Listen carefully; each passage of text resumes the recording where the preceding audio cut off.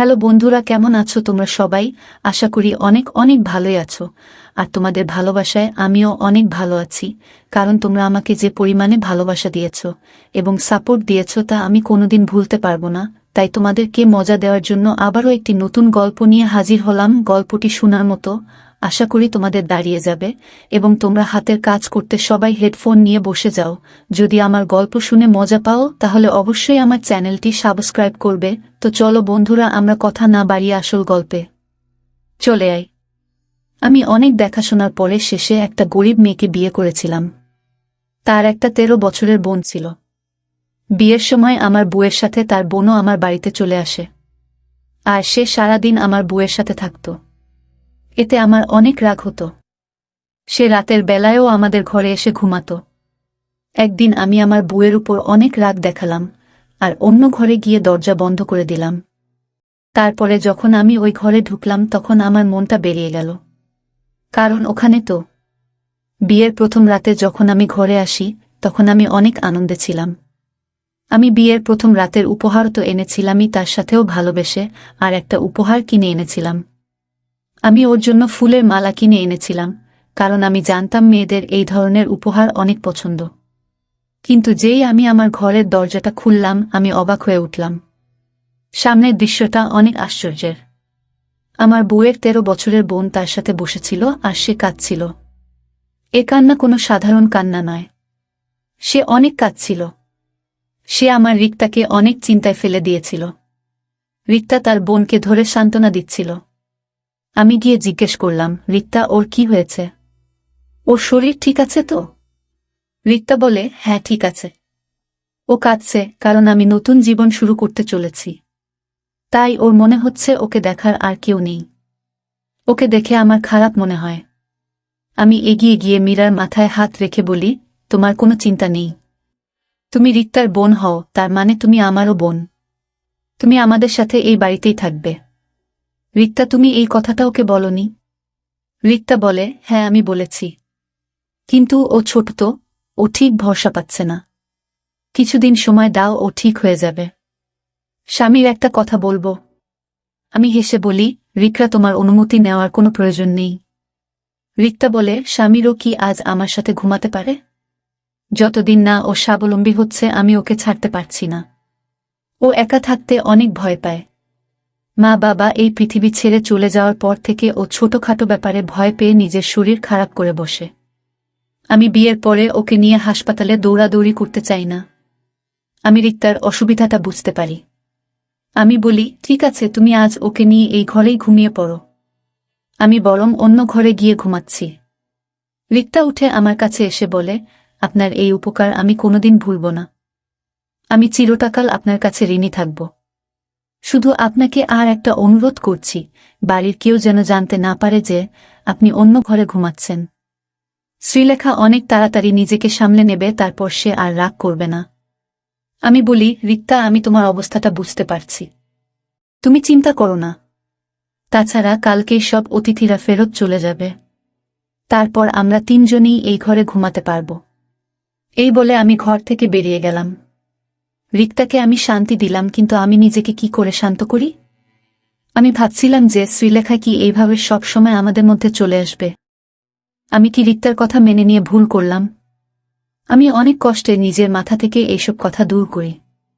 আমার মনে হলো যে ছোটরা এরকমই হয়, তারা যাকে ভালোবাসে তাকে অন্য কারোর সাথে দেখতে পারে না। আমি শ্রীলেখার অনেক ভালোভাবে খেয়াল রাখতে শুরু করলাম। সে একটা সরল সাদাসিধে মেয়ে। সে একটু ভয় ভয় থাকে। এমনিতেই আমার এরকম ছোটদের উপর অনেক দয়া ছিল। আমি বুঝতে পারি যে তার সাথে অনেক খারাপ কিছু হয়েছে, তাই সে এই রকম হয়ে গেছে। আমাদের বিয়ের 1 সপ্তাহ পার হয়ে গেল, কিন্তু এখনো শ্রীলেখা তার দিদির ঘরে ঘুমিয়ে থাকে। একদিন আমি শ্রীলেখার জন্য একটা ব্যাগ কিনে আনি। আমার বই কিনে আনার ইচ্ছে ছিল, কিন্তু আনতে পারলাম না, কারণ আমি জানতাম না শ্রীলেখা কত দূর পড়াশোনা করেছে। আমি বাড়ি এসে দেখি রিক্তা রান্না করতে ব্যস্ত, আর শ্রীলেখা উঠোনে বসে তার দিদিকে দেখছে। আমি হাসি মুখে শ্রীলেখার পাশে গিয়ে বসলাম। রিক্তা আমাকে দেখে সাথে সাথেই সব কাজ ছেড়ে উঠোনে চলে আসে। আমি রিক্তাকে ইগনোর করে শ্রীলেখাকে বলি, দেখো শ্রীলেখা, আমি তোমার জন্য উপহার নিয়ে এসেছি। শ্রীলেখা আমাকে দেখে কাঁদতে শুরু করে। সে দৌড়ে গিয়ে তার দিদির পিছনের দিকে লুকিয়ে পড়ে। আমি ওর ব্যবহার দেখে অবাক হয়ে গেলাম। ও সবসময় এরকম লুকিয়ে লুকিয়ে কেন থাকে? কিন্তু তখন আমি জানতাম না যে এ কেনর উত্তর। যখন আমি জানতে পারবো তখন আমার একটা বড় কষ্ট পাব। আমি আদর করে বললাম, শ্রীলেখা আমার কাছে এসো। দেখো, আমি তোমার জন্য ব্যাগ এনেছি। আমার কথা শুনে শ্রীলেখা আরও কাঁদতে শুরু করে। রিক্তা আমার দিকে রেগে তাকায় আর বলে, আপনি দয়া করে আমার বোনের থেকে দূরে থাকুন। আপনি আমার স্বামী হন, কিন্তু শ্রীলেখার তো কেউ হন না।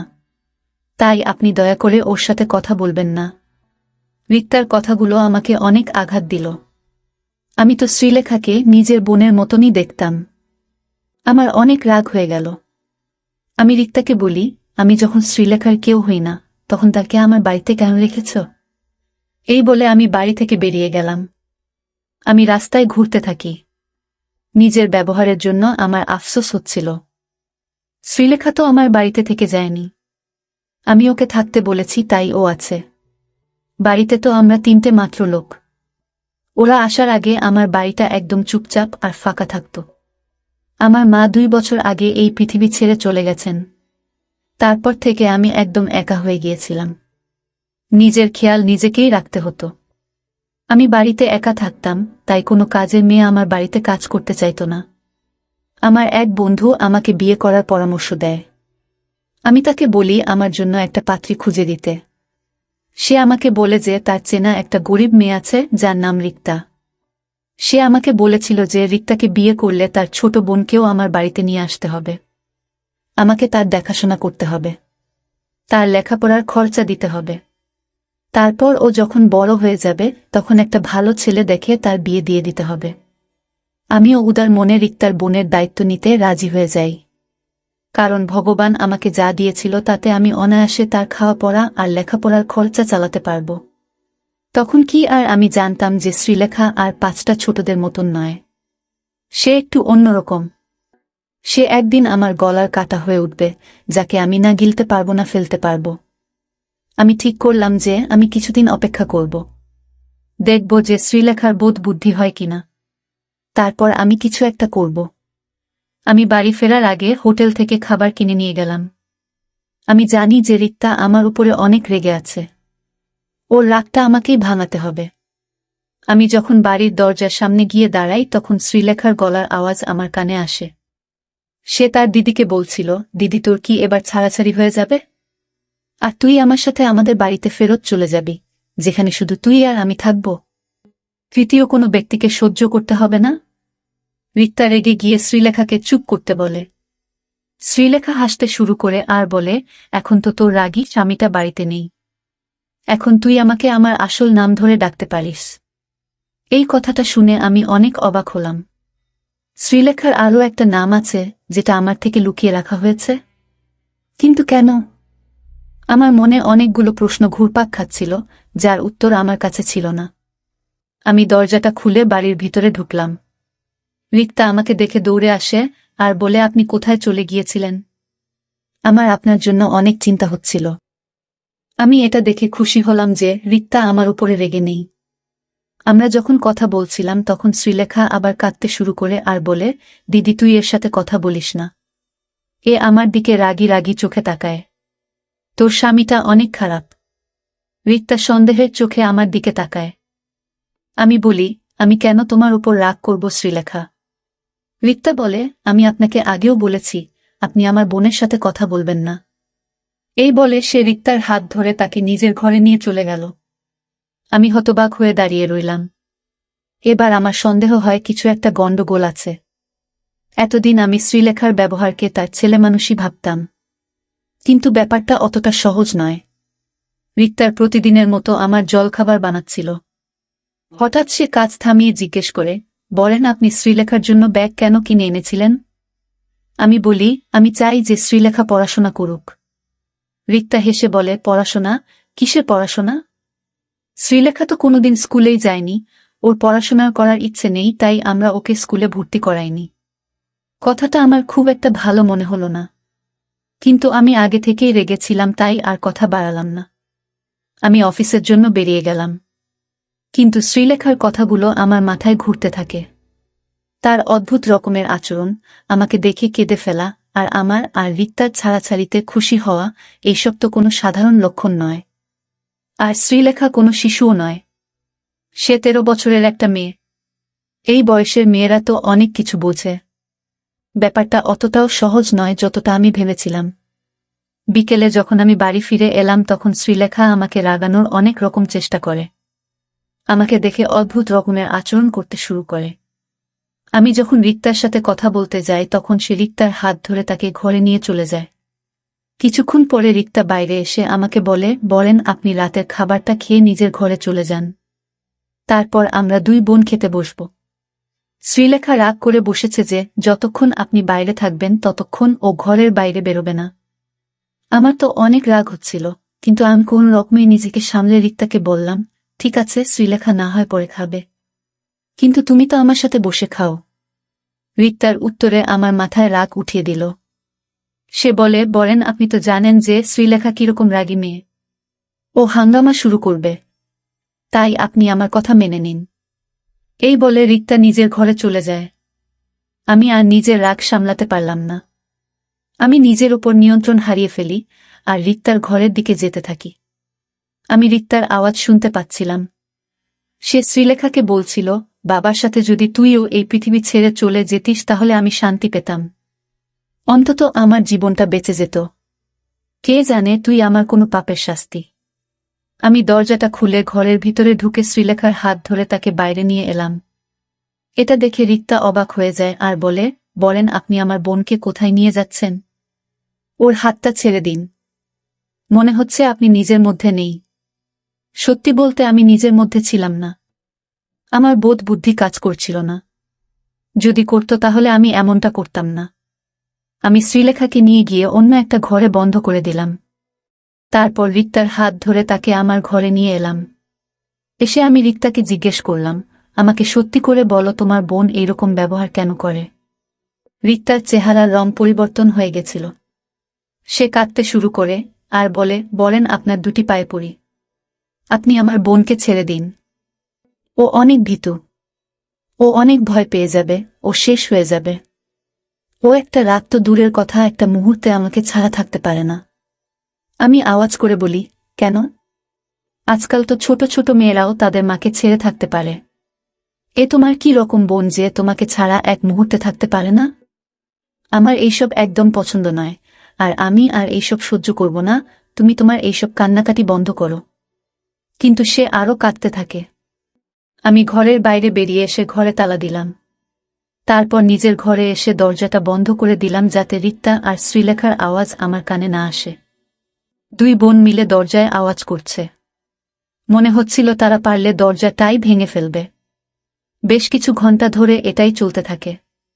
কিন্তু ভোর হওয়ার কিছুক্ষণ আগে 2 জনেই থেমে যায়। 2টা ঘর থেকে কোনো আওয়াজ আসে না। আমি বাধ্য হয়ে শ্রীলেখার ঘরের দিকে গেলাম। আমি শ্রীলেখার কাছে ক্ষমা চেয়ে তাকে রিক্তার কাছে নিয়ে যেতে চেয়েছিলাম। কিন্তু যেই আমি শ্রীলেখার ঘরের দরজাটা খুললাম আমার হাত পা ঠান্ডা হয়ে গেল। কারণ ওই ঘরে তো একটা ছেলে বসে আছে। আমি কাছে যেতেই সে ভয় পেয়ে কাঁদতে শুরু করে।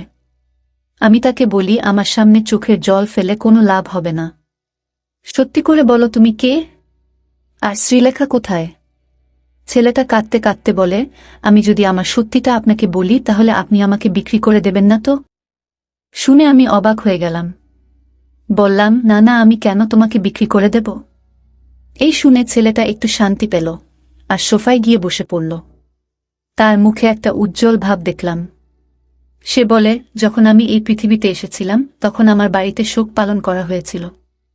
মনে হয়েছিল যেন আমি জন্মাইনি, আমি এই পৃথিবী ছেড়ে চলে গেছি। আমি যখন বড় হতে থাকি তখন আশেপাশে অনেক অন্যায় দেখেছি। আমার বাবা আমার মাকে মেরে মেরে শেষ করে দিত। বাবা আমার দিকে তাকিয়ে মাকে বলতো, এর থেকে ভালো হতো যদি তোর কোনো সন্তান না হতো। কিন্তু এটা তুই কাকে এই পৃথিবীতে এসেছিলি? বাবার কথা শুনে আমি আয়নার সামনে এসে দাঁড়াতাম। রিক্তা বলতো যে বাবার কথায় কান না দিতে। আমি নাকি অনেক ভালো দেখতে। কিন্তু আমি যদি ভালো হই তাহলে আমার জন্য মাকে কেন মার খেতে হয়? আমি রিক্তার কাছে টাকা চাইলে সে আমাকে 2 টাকার নোট ধরিয়ে দিত। আমি দৌড়ে দোকানে গিয়ে মায়ের জন্য আমার পছন্দ মতন টফি কিনে আনতাম। এসে মাকে সেটা খাওয়াতাম আর বলতাম, মা এটা খেয়ে নাও, তুমি আরাম পাবে। মা আমাকে ধরে ফুপিয়ে ফুপিয়ে কাঁদত। তখন আমি অনেক ছোট ছিলাম। আমার বয়সী ছেলেরা সারাদিন খেলে বেড়াত, কিন্তু আমার খেলতে ভালো মনে হতো না। আমি সারাদিন বাড়িতে বসে মাকে পাহারা দিতাম, যাতে বাবা এসে আবার মাকে না মারে। কিন্তু আমি অনেক চেষ্টা করা সত্ত্বেও ৩-৪ দিন পর পরই মা বাবার হাতে মার খেত। আমি আমার ছোট ছোট হাত দিয়ে মায়ের পায়ে ম্যাসাজ করে দিতাম যাতে মা আরাম পায়। কিন্তু মা নিজের যন্ত্রণা ভুলে আমার ছোট ছোট হাতে আদর খেত আর কাঁদত। মা বলতো, আমার মার খেতে কষ্ট হয় না, তোর এইসব আচরণ দেখে আমার কষ্ট হয়। একদিন মা বাজার থেকে আমার জন্য একটা সাইকেল কিনে আনে আর বলে, তুই তো বাইরে খেলতে যাস না, তাই বাড়িতেই তোর খেলার জিনিস এনে দিয়েছি। আমি সাইকেলটা পেয়ে অনেক খুশি ছিলাম। আমি খুশি হয়ে মাকে আদর খাই। তারপর থেকে রোজ রোদের মধ্যে আমি সাইকেল চালিয়ে বেড়াতাম। মা বলতো, এই শেষবার তোকে আমি রোদে খেলতে দিচ্ছি, এরপর থেকে তোকে আর রোদে বের হতে দেব না। আমি কিছুক্ষণ পর পরই সাইকেল থেকে নেমে সাইকেলটাকে আমার পোশাক দিয়ে দিয়ে মুছতাম যাতে ওটা সব সময় নতুন মনে হয়। একদিন রাতে যখন বাবা বাড়ি ফেরে তখন আমি সাইকেল থেকে ঝুলছিলাম। বাবা জিজ্ঞেস করে, ওকে এই সাইকেলটা কে কিনে দিয়েছে? বাবা আমাকে 2টা মেরে আমাকে সাইকেল থেকে নামিয়ে আনে। তারপর কুড়াল দিয়ে সাইকেলটা ভেঙে দেয়। এটা দেখে আমার চোখে জল চলে আসে। আমি রাতে না খেয়ে ঘুমাতে চলে গেলাম। রাতে মা আমার ঘরে আসে, আমার পাশে বসে বলে, বাবু, আজ তোর সাথে আমার কিছু কথা আছে। তোর এখন 4.5 বছর বয়স হয়ে গেছে, তুই এখন অনেক কিছু বুঝিস। এখন তোর মা তোকে সব কথা বলতে পারে, তাই না? আমি মাথা নাড়লাম। মা আমাকে জিজ্ঞেস করে, তোর দিদির নাম কি? আমি বলি, রিক্তা। মা বলে, আর তোর নাম কি? আমি চুপ করে যাই। আমি বলি, বাবা আমাকে কমজাত বলে, তুমি আমাকে বাবু বলো। এর মধ্যে আমার নাম কোনটা? আমার মায়ের চোখ সবসময় ছল ছল করত, আজও তার চোখে পানি দেখতে পাই। মা বলে, তোর কোনো নামই নেই। তোর 4.5 বছর বয়স হয়ে গেল, কিন্তু এখনো আমি ঠিক করতে পারলাম না যে তোর কি নাম রাখব। বুঝতে পারছি না তোকে ছেলেদের নাম দেব না মেয়েদের নাম। আমি বলি, আমাকে মেয়েদের নাম কেন দেবে? আমি তো ছেলে। তারপর মা মাথা নেড়ে বলে, না, তুই ছেলে মেয়ে কোনোটাই নোস। তুই হলি তৃতীয় মানুষ, থার্ড জেন্ডার। তখন আমার বয়স অনেক কম ছিল, তাই আমি মায়ের কথা ঠিক বুঝতে পারলাম না। মা বলে, আমি তোকে ছেলেদের নাম দেব না, কারণ তুই যখন বাইরে বেরোবি তখন লোকে অনেকটা কথা বলবে। আমি তোর নাম শ্রীলেখা রাখব। তুই যখন বাইরে বেরোবি তখন মাথায় ঘোমটা দিয়ে বেরোবি, আর চেষ্টা করবি সবসময় বাড়িতেই থাকার, কারণ বাড়ির ভিতরে তুই সব থেকে বেশি নিরাপদ থাকবি। আমি রেগে গিয়ে বলি, না, আমি ঘোমটা দেব না, আমি ছেলে। মা বলে, আমার কাছে একদম সময় নেই বাবা, না হলে তোর সব কষ্ট আমি নিজে নিয়ে নিতাম, কিন্তু এখন আমাকে এক জায়গায় যেতে হবে। আমি মাকে ধরে কাঁদতে কাঁদতে বললাম, আমাকেও তোমার সাথে নিয়ে চলো মা। মাও আমাকে ধরে অনেক কাঁদে। তারপর আমি যখন ঘুমিয়ে পড়ি তখন আমাকে রিক্তার কাছে শুইয়ে দিয়ে মা চলে যায়। সকালে আওয়াজের শব্দে আমার ঘুম ভাঙে। রিক্তা অনেক কাঁদছিল। আমি যখন বাইরে আসি তখন দেখি মা শুয়ে আছে। রিক্তা আমাকে ধরে কাঁদতে কাঁদতে বলে, মা আর নেই। আমি তার মাথায় মেরে বলি, চুপ করো, মা ঘুমোচ্ছে, মায় উঠে যাবে। রিক্তা আমাকে ঘরে নিয়ে গিয়ে আমার মাথায় পোশাক দিয়ে বলে, আজ থেকে তুই শ্রীলেখা। তোর মায়ের কথা মনে আছে তো? আমি মাথা নাড়লাম। রিক্তার থেকে 3 টাকা নিয়ে আমি দোকানে গিয়ে মায়ের জন্য টফি কিনে আনলাম। টফিটাকে পকেটে রেখে ঘুরতে থাকলাম, কিন্তু মা আর ঘুম থেকে উঠল না। গ্রামের সব মহিলারা এসে জড়ো হয়েছিল। তারা মাকে তার খাটে শুয়ে নিয়ে চলে গেল। আমি তাদের সাথে সাথেই যেতে থাকলাম আর বলতে থাকলাম, আমার মাকে কোথায় নিয়ে যাচ্ছ? মাকে ছেড়ে দাও। আমি মায়ের জন্য টফি নিয়ে এসেছি। আমি অনেক ছোট ছিলাম, তাই আমার কণ্ঠের আওয়াজ কারোর কানে এলো না। আমি তাদের পা ধরে বলতে থাকলাম, আমার মাকে নিচে নামাও। মা সকাল থেকে কিছু খায়নি। মায়ের অনেক ক্ষুধা পেয়েছে। টফিটা আমার পকেটেই রয়ে গেল, কিন্তু মা আর ফিরে এলো না। আমি অনেক কান্নাকাটি করলাম, কিন্তু কেউ আমার কথা শুনল না। কিছুদিন পরে বাবাও এই পৃথিবী ছেড়ে চলে গেল। তারপর আমরা কাকার বাড়িতে চলে গেলাম। কাকা ও বাবার মতন ছিল। আমার উপরে অনেক অত্যাচার করত। আমাকে প্রায় মারত আর বলতো, আমি তোকে গুরুর কাছে পাঠিয়ে দেব। তখন রিক্তা আমার পাশে দাঁড়াত।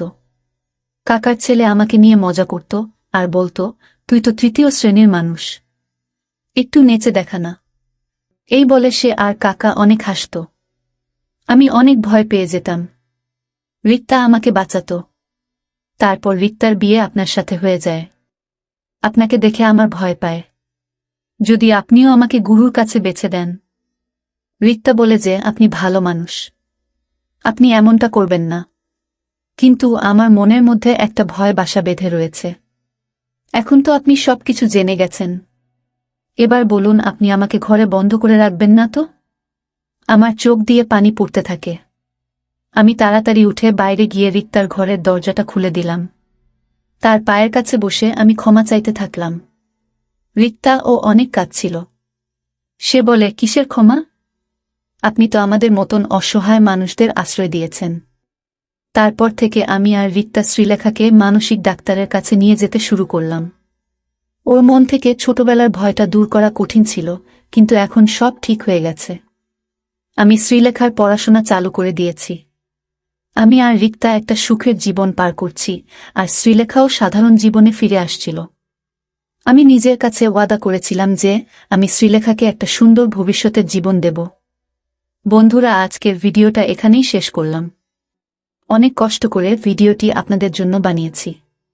যদি ভিডিওটি আপনাদের ভালো লেগে থাকে তাহলে একটা লাইক করবেন এবং চ্যানেলটি অবশ্যই সাবস্ক্রাইব করবেন। এই আশা ব্যক্ত রেখে আপনাদের কাছ থেকে বিদায় নিচ্ছি আমি। দেখা হবে আগামীকালের নতুন কোনো ভিডিওতে। সে পর্যন্ত সবাই ভালো থাকুন, সুস্থ থাকুন। ধন্যবাদ।